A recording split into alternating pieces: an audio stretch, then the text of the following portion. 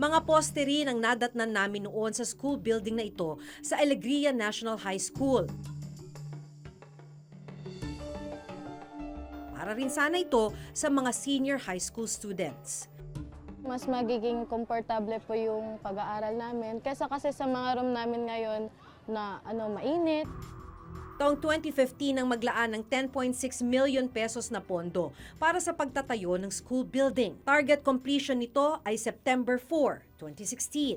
Ang contract cost, mahigit 10 million pesos, 10.6 million pesos. Yung contract duration o kung gaano katagal siya dapat gawin hanggang matapos ay 150 calendar days. Ibig sabihin lamang nun, sa loob ng 150 calendar days, dapat tapos na yung proyekto.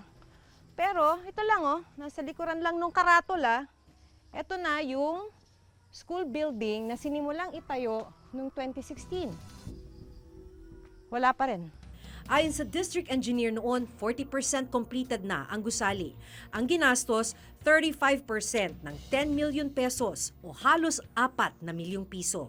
Ang Alegria, kung hindi po ako nagkakamali, 35 o 30%, ganyan po. Nag-release na po kayo ng 30% of the 10 million pesos sa Alegria. Nakita nyo na ho ba na ilang poste pa lang ang nakatayo ron? Binalidate naman po namin yan bago kan. Okay naman po yung kan. Sa tingin naman po namin, dun sa validation namin, hindi naman po nag-go-over yung payments namin. August 2018 ang una naming binalikan ang proyekto.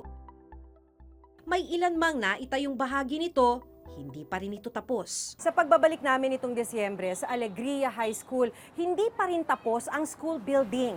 Pero ayon sa DPWH, 64% completed na ito. Sakop pa rin daw ito ng original budget na 10.6 million pesos.